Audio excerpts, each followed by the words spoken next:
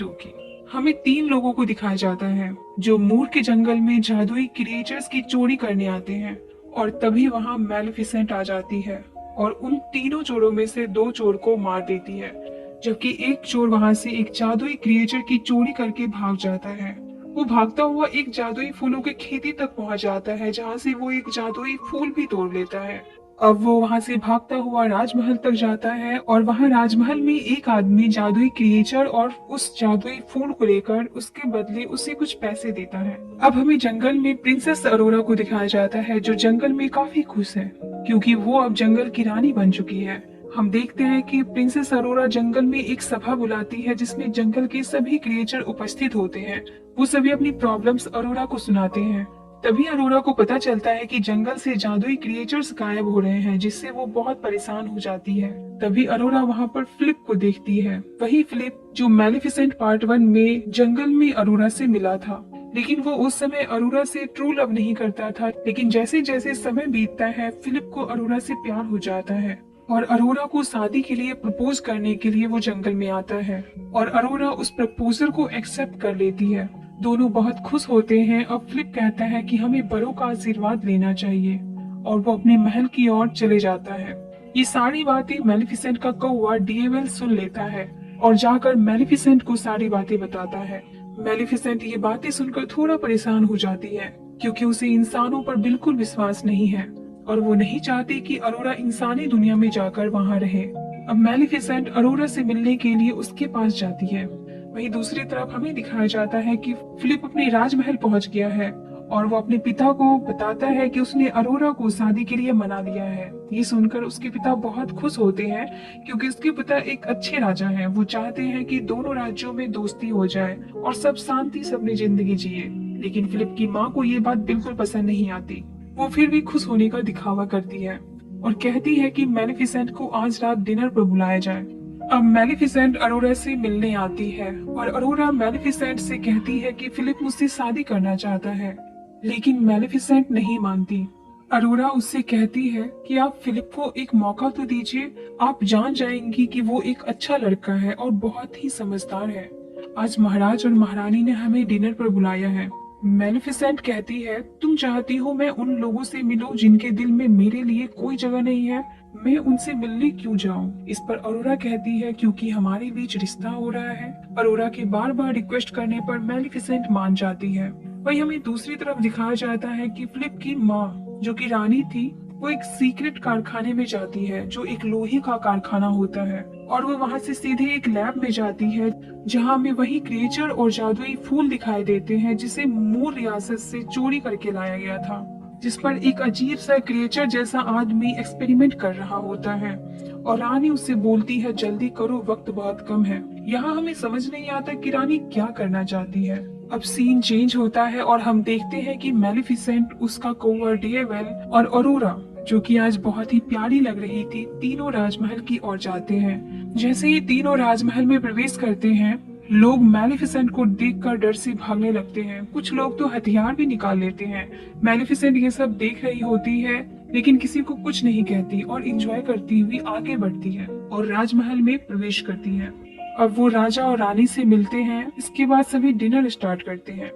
अब रानी मैलेफिसेंट से अच्छी बात करने के बजाय उसे पुराने दिन याद दिलाती है और कहती है, तुम ही वो परी हो ना जिसने एक छोटी सी बच्ची अरोरा को श्राप दे दिया था और उसके पिता और ना जाने कितने ही लोगों को तुमने मारा भी था। रानी की ये बातें मैलेफिसेंट को बिल्कुल अच्छी नहीं लगती और इस पर वह भी रानी से कहती है कि हमारी भी परियां चोरी हो रही हैं और वो आपके ही लोग चुरा रहे हैं। इन दोनों के बीच बढ़ती लड़ाइयों को देखकर राजा रानी से कहता है, तुम चुप हो जाओ, तुम कैसी बातें कर रही हो। लेकिन इसके बाद भी रानी बाज नहीं आती और कहती है कि शादी के बाद अरोरा को उसकी माँ मिल जाएगी क्योंकि अरोरा एक इंसान है और उसे इंसानों के पीछे रहना चाहिए। ये बातें मैलेफिसेंट को बिल्कुल अच्छी नहीं लगती क्योंकि वह खुद को अरोरा की माँ मानती है और कोई उसे अरोरा से दूर करे उसे बर्दाश्त नहीं होता।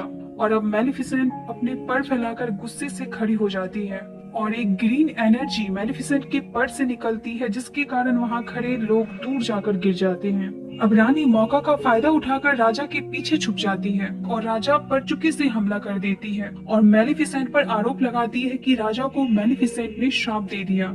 तभी अरोरा मेलिफिसेंट से कहती है, यह आपने क्या किया? आप किसी को भी श्राप दे देती हैं। आप अपना श्राप वापस लीजिए। मेलिफिसेंट कहती है, अरोरा तुम्हें भी लग रहा है कि मैंने श्राप दिया है, लेकिन मैंने इन्हें कोई श्राप नहीं दिया। लेकिन रानी जोर जोर से चिल्लाकर बार बार ये बात कह रही होती है कि मेलिफिसेंट ने राजा को श्राप दे दिया। अरोरा इंसानों की चालाकी से बिल्कुल अनजान थी। वो रानी के बातों में आ जाती है। मेलिफिसेंट अरोरा से कहती है, तुम मेरे साथ चलो, लेकिन अरोरा मना कर देती है और वहीं रह जाती है। मेलिफिसेंट अरोरा से नाराज होकर वहाँ से चली जाती है। अब हम देखते हैं कि जैसे ही मेलिफिसेंट बाहर निकलती है, रानी के इशारे पर एक लड़की मेलिफिसेंट पर आयरन बुलेट से हमला कर देती है, जिससे मेलिफिसेंट समुद्र में गिर जाती है। वहीं हमें दूसरे सीन में दिखाया जाता है कि राजा के आसपास सभी खड़े हैं।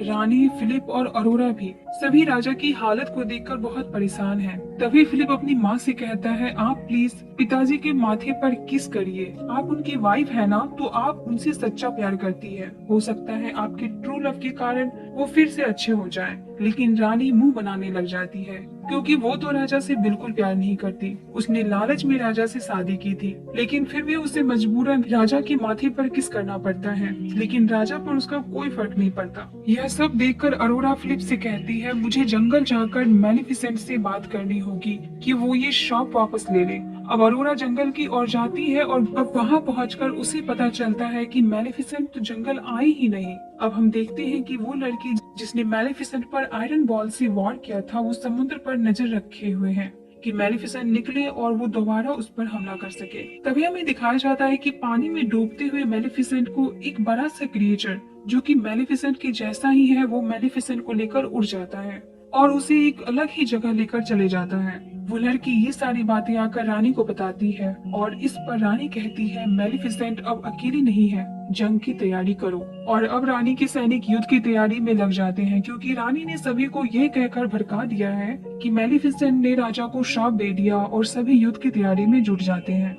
हमें दिखाया जाता है कि मेलिफिसेंट बेहोश थी। वो जगती है तो देखती है उसे बहुत ही गहरी चोट लगी है और वो खुद को एक अलग ही जगह पर पाती है। उसे किसी की आवाज आती है। वो जाकर देखती है तो वहाँ कुछ जीव होते हैं, जिसकी मेलिफिसेंट के जैसे ही सिंह और पर होते हैं और वो कह रहे होते हैं कि हमें अब इंसानों पर आक्रमण करना होगा। तभी मेलिफिसेंट वहाँ आ जाती है और कहती है, तुम लोग कौन हो? वे लोग जानते हैं कि मेलिफिसेंट बहुत ही पावरफुल परी है और वो इंसानों की इस लड़ाई में मेलिफिसेंट का साथ चाहते हैं। इनमें से एक मेलिफिसेंट से कहता है, चलो मैं तुम्हें कुछ दिखाता हूँ, और वो उसे लेकर अपने साथ एक गुफा जैसी सुरंग में चले जाते हैं, जहाँ बहुत ही बड़ी बस्ती होती है परियों की। वो मेलिफिसेंट से कहता है, हम इंसानों के डर से यहाँ आकर रह रहे हैं। एक वक्त था जब हम धरती के हर कोने में पाए जाते थे, बर्फीले पर्वत पर, आसमान में, घने जंगलों में और रेगिस्तान में, और अब हम सिमटकर यहाँ इस गुफा में आ गए हैं। वह कहता है, हमारे बच्चे को उड़ने के लिए पंख तो मिले हैं, लेकिन इन्हें वो आसमान नहीं मिला। इस पर मेलिफिसेंट कहती है, इन्हें आसमान मैं दूंगी। अब वो मेलिफिसेंट को उस गुफा के सबसे निचले हिस्से में ले जाता है, जहाँ एक स्केलेटन जैसा स्ट्रक्चर होता है। वो उसे देखकर मेलिफिसेंट से कहता है कि ये तुम्हारे पूर्वज है और तुम्हारी रगों में इन्हीं का खून दौड़ रहा है। तुम बहुत पावरफुल हो। तभी उनके ग्रुप का एक सदस्य आता है और उनसे कहता है कि 3 दिन बाद महल में राजकुमार फिलिप की शादी होने वाली है और हम उसी वक्त राजमहल पर हमला करेंगे। दूसरी तरफ हमें दिखाया जाता है कि प्रिंसेस अरोरा महल आ जाती है और उसके साथ जंगल का एक क्रिएचर छुपकर वहां आ जाता है। अब वो मैजिकल क्रिएचर उसी जगह पर जाता है जिस जगह पर इससे पहले मैजिकल क्रिएचर को लाया गया था। अब वो अजीब सा दिखने वाला आदमी उसे भी कैद कर लेता है। अब अरोरा रानी से मिलती है और कहती है, मैं उन्हें ढूंढ नहीं पाई। और इस पर रानी उसे कहती है, तुम फिलिप से प्यार करती हो ना, तो बस बाकी सब तुम भूल जाओ। ये कहकर वो अरोरा को अपने गले से लगाती है। अब राजमहल से मूर रियासत के सभी वासी को यह संदेश भेजा जाता है कि 3 दिन बाद मूर देश की रानी अरोरा और हमारे राजकुमार फिलिप की शादी है, तो आप सभी को जरूर आना पड़ेगा। दरअसल ये सब रानी की चाल होती है कि वो जंगल के सभी जीव को बंदी बना लेना चाहती है और मेलिफिसेंट को मारकर पूरी तरह से मूर रियासत पर कब्जा कर लेना चाहती है। अब हमें दिखाया जाता है वो अजीब सा दिखने वाला आदमी जो रानी की इशारों पर काम कर रहा था, वो जादुई फूलों से एक पाउडर बनाता है जिससे परियां भस्म हो जाती है। ये देखकर रानी बहुत खुश होती है और कहती है, आखिरकार मूर रियासत हमारा होगा, खत्म कहानी परियों की। लेकिन वो आदमी कहता है कि इसके लिए हमें हजारों जादुई फूल चाहिए और रानी अपने सैनिकों को जंगल में जादुई फूल लेने के लिए भेजती है। जैसे ही सैनिक जंगल में जादुई फूल लेने जाते हैं, अब वो अपने दो साथियों के साथ जंगल में आती है और कुछ सैनिक छुपकर उन पर आयरन बॉल से हमला कर देते हैं। इसी बीच मैलेफिसेंट का एक साथी घायल हो जाता है। वो उसे लेकर वापस जाते हैं, लेकिन उनकी मौत हो जाती है।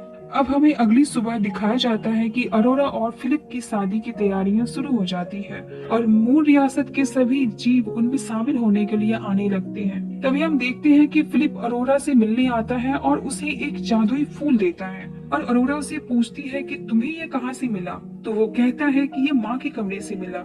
अरोरा को यह कुछ ठीक नहीं लग रहा। वो रानी के कमरे में जाती है और खुफिया रास्ते का पता अरोरा को चल जाता है, जिसके नीचे रानी अपने सारे काम करवाती थी। अरोरा नीचे जाती है तो उसे वहाँ स्पिनिंग व्हील दिखाई देता है, जिसके पास जाते ही अरोरा को सब कुछ पता चल जाता है कि शाप मैलेफिसेंट ने नहीं दिया, बल्कि इन सब के पीछे रानी का हाथ है। तभी अरोरा को वहाँ कैद परियां दिखती है। वो आदमी अरोरा को रोकता है। इस पर अरोरा कहती है कि इन लोगों ने तुम्हारे भी पंख काट दिए, इन्हें छोड़ दो क्योंकि ये इनका घर नहीं है। तभी महारानी वहाँ आ जाती है। वो अरोरा से कहती है, जब मैं छोटी थी तो हमारी रियासत मूर रियासत की सीमा से लगी हुई थी, लेकिन मैलेफिसेंट और मूर रियासत के सभी जीवों ने हमारी रियासत को बहुत नुकसान पहुँचाया। इसमें मेरे पिता मारे गए और जब मेरे भाई जंगल में उनसे सुलह करने गए तो उन क्रिएचर्स ने मेरे भाई को भी मार दिया और मैं अकेली रह गई। और फिर मेरी शादी यहाँ के राजा से कर दी गई, लेकिन मैं उनसे प्यार नहीं करती। वो अरोरा से कहती है, मैं तुम सबसे बदला लेकर रहूंगी, और अपने सैनिकों से कहती है कि अरोरा को एक रूम में बंद कर दो। वहीं दूसरी तरफ हम देखते हैं कि जंगल से आए बाकी क्रिएचर्स को चर्च में बंद कर दिया जाता है और उन पर वही खतरनाक पाउडर डाला जाता है जो पाउडर उस जादुई फूल से बनाया गया था। उस पाउडर से सारे क्रिएचर्स कमजोर होने लगते हैं। अब हम देखते हैं कि जिस रूम में अरोरा होती है उसी रूम में उसका वेडिंग ड्रेस होता है। वो उसे फाड़ के एक लंबी रस्सी के रूप में इस्तेमाल करके महल से नीचे उतरने की कोशिश करती है। सैनिक अरोरा का पीछा भी करते हैं, लेकिन अरोरा फिलिप के कमरे तक आ जाती है, जहाँ फिलिप महाराज के पास बैठा हुआ है। उसे कुछ भी नहीं पता कि महल में हो क्या रहा है। अरोरा फिलिप को सारी बातें बताती है कि आपके पिता को शाप मैलेफिसेंट ने नहीं बल्कि आपकी ही माँ ने दिया है। यह सुनकर प्रिंस फिलिप काफी हैरान हो जाता है। वो कहती है, उन्होंने मेरे लोगों को भी बंदी बनाकर रखा है। यह शादी नहीं बल्कि एक साजिश है। अब हम दूसरी तरफ देखते हैं कि महल में बहुत सारे क्रिएचर्स जो मैलेफिसेंट से गुफा में मिले थे वो महल पर आक्रमण कर देते हैं और उन सभी पर रानी जहरीली पाउडर से और आयरन बॉल से हमला करवाती है, जिससे वे लोग घायल हो जाते हैं और कुछ मारे भी जाते हैं। वहीं हम दूसरी तरफ देखते हैं कि प्रिंसेस अरोरा मैलेफिसेंट की कौवे डीएवल से मिलती है और कहती है कि हमें चर्च का दरवाजा खोलकर क्रिएचर्स को बचाना होगा, नहीं तो वो सब मारे जाएंगे। अब ये दोनों दरवाजा खोलने की कोशिश कर ही रहे होते हैं कि इन पर सैनिक हमला कर देते हैं। तभी डीएवल एक बड़े से बियर में बदल जाता है। अरोरा को विश्वास हो जाता है कि उनकी परिमा आ गई है, क्योंकि उनके बिना डीएवल को किसी भी रूप में नहीं बदला जा सकता। और तभी हम मैलेफिसेंट को देखते हैं जो काफी गुस्से में आती है और अपने लोगों की रक्षा करने लगती है। अब बियर सभी क्रिएचर्स को चर्च का दरवाजा तोड़कर बाहर निकाल देता है। वहीं दूसरी तरफ बूरा नामक एक जीव रानी के महामंत्री पर हमला कर देता है। तभी फिलिप वहां आकर अपने महामंत्री को बचाता है और बूरा से कहता है कि हम अमन और शांति चाहते हैं, हम मार काट नहीं चाहते। यह सुनकर बूरा वहां से चले जाता है और यह सब देखकर महामंत्री को समझ आ जाता है कि इन लोगों की कोई गलती नहीं है, असल में गलती रानी की है। अब ये दोनों सभी सिपाहियों के पास जाकर उन्हें हथियार डालने को कहते हैं और वहीं मैलेफिसेंट रानी के पास महल के ऊपर जा पहुंचती है। तभी उन दोनों के बीच अरोरा आ जाती है और मैलेफिसेंट को रोकते हुए कहती है कि आप प्लीज इन्हें मत मारिए, नहीं तो सिर्फ यही कहेंगे कि आप एक अच्छी परी नहीं है। इस पर मैलेफिसेंट अरोरा से कहती है, मैं तुम्हारी कोई भी बात नहीं सुनूंगी, तुम यहाँ से हट जाओ। तभी अरोरा रोते हुए मैलेफिसेंट से कहती है, प्लीज परी माँ ऐसा मत करिए। अरोरा के मुंह से माँ शब्द सुनकर मैलेफिसेंट शांत हो जाती है। माँ बेटी के बीच हो रही बातों का फायदा उठाकर रानी मैलेफिसेंट पर जहरीली पाउडर वाले तीर से हमला कर देती है, जो मैलेफिसेंट को लग जाती है और वो छोटे छोटे पार्ट्स में बिखर जाती है। और यह देखकर अरोरा बहुत रोने लगती है और रानी खुश होकर कहती है, अब तुम लोगों की मैलेफिसेंट नहीं रही, अब मैं तुम सब पर राज करूंगी। तभी हम देखते हैं कि अरोरा के आंसू जो मैलेफिसेंट के पार्ट्स पर गिरते हैं, तभी मेलिफिसेंट दोबारा से जिंदा हो जाती है, लेकिन वो अपना रूप बदल लेती है। उनके पर अब और भी ज्यादा बड़े हो गए हैं और वो एक भयानक पक्षी का रूप धारण कर लेती है। रानी बदले की आग में अरोरा को महल के ऊपर से धक्का दे देती है, तभी मेलिफिसेंट अरोरा को बचा लेती है। प्रिंस फिलिप को अपनी माँ के बारे में सब कुछ पता चल गया था। अब मेलिफिसेंट अरोरा और फिलिप की शादी के लिए खुशी खुशी मान जाती है। पूरे राजमहल में अब सब बहुत ही खुश है। पूरे राजमहल में अब बहुत ही खूबसूरत फूल उगने लगते हैं। अब राजा अपनी शॉप से बाहर आ जाता है और यह सब देखकर वो बहुत खुश होता है। इधर मेलिफिसेंट रानी को एक बकरी में बदल देती है। अब मेलिफिसेंट बोरा से कहती है, तुम लोग बहुत अच्छे हो और तुम लोग हमारे साथ रह सकते हो। आखिरकार फिलिप और अरोरा की शादी हो जाती है। अब ये दोनों किंगडम एक हो जाते हैं। शादी के दूसरे दिन मेलिफिसेंट अरोरा से मिलने जाती है और कहती है, मैं अब तुमसे मिलने तब आऊंगी जब तुम्हारा एक क्यूट सा बेबी होगा। और यह कहकर वो अपनी रियासत चली जाती है। कहानी के आखिर में हमें दिखाया जाता है कि परियों के वो बच्चे जिन्हें उड़ने के लिए कभी खुला आसमान नहीं मिला था, वो अब खुले आसमान में पंख फैलाकर उड़ रहे हैं और अब सब बहुत खुश हैं। और अब इसी के साथ इस मूवी का द एंड होता है।